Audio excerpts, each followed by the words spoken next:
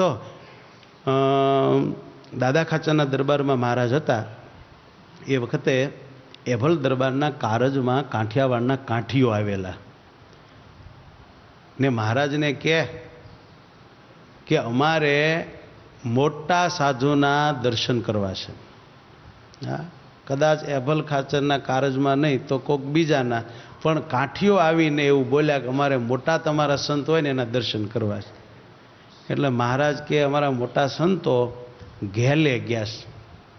તો કે અહીં બધા ધર્મશાળામાં બેઠા એ મોટા મોટા, તો કે એ તો ઠીક છે, પણ મોટા સંત અમારા ત્યાં ગયા છે, તમારે દર્શન કરવા ત્યાં હાલો. બસ ત્યાં લઈ ગયા. સિદ્ધાનંદ સ્વામી પથ્થર તોડતા હતા, સમજાણા, ઘણ લઈને પરસેવે રેપજેબ હતા. મહારાજે આંગળી સીંધીને કહ્યું કે આ અમારા મોટા સાધુ છે. કે મહારાજ પણ આ તો હાવ મજૂરની જેમ કામ કરે છે ને, આમ તો કાંઈ મોટા નથી. અને અમે નામ સાંભળ્યું છે મોટા મોટા સંતનું, એ તો કે એ મોટા ખરા, ના નહીં, પણ એ બધી વ્યવહારિક મોટપ છે. કોઠારી, પૂજારી, ટ્રસ્ટી, ભંડારી, ચેરમેન કે ગાદી જે મળે તેની બધી મોટપ, બધી વ્યવહારિક. તો આ કઈ રીતના મોટા? મહારાજ કે અમે જેને મોટા માનીએ છીએ તે આ કાંઠીઓ કે સાથી.